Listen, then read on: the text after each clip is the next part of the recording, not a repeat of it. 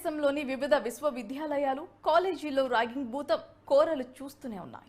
2022 నుంచి 2024 వరకు దేశంలోని వివిధ విశ్వవిద్యాలయాలు కళాశాలల్లో ర్యాగింగ్ కారణంగా 51 మంది మరణించినట్లు సొసైటీ వైలెన్స్ అండ్ ఎడ్యుకేషన్ సంస్థ తన తాజా నివేదికలో వెల్లడించింది. భారత్లో ర్యాగింగ్ పరిస్థితి state of ragging in India 2022-2024 అనే పేరుతో ఒక నివేదికను ఆ సంస్థ వెలువరించింది. ర్యాగింగ్ ఉదంతాలు ఎక్కువగా మెడికల్ కాలేజీలోనే నమోదవుతున్నాయని సంస్థ గుర్తించింది.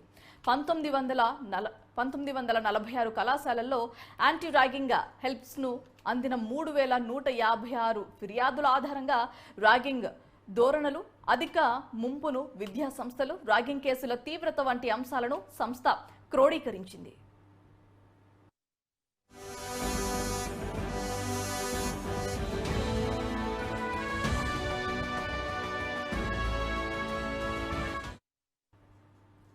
మెడికల్ కాలేజీలో ర్యాగింగ్ పరిస్థితి ఆందోళనకరంగా ఉంది. ఫిర్యాదుల్లో 38.6% అక్కడి నుంచి వచ్చినవే.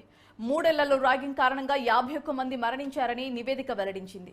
3 ఏళ్ల కాలంలో దేశవ్యాప్తంగా కేవలం 3156 ర్యాగింగ్ కేసులు నమోదు కాలేదని పేర్కొంది. అయితే ఈ ఫిర్యాదులు జాతీయ యాంటీ ర్యాగింగ్ హెల్ప్ లైన్లోవి నమోదైనవి మాత్రమే అని స్పష్టం చేసింది.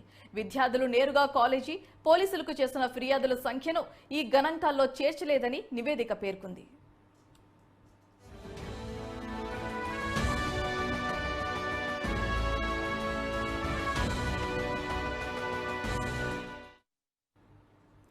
విద్యార్థులు తమ పేరు వెల్లడించకుండా చేసే ఫిర్యాదులను జాతీయ యాంటీ ర్యాగింగ్ హెల్ప్ లైన్ ఆమోదించాలని సంస్థ సిఫార్సు చేసింది.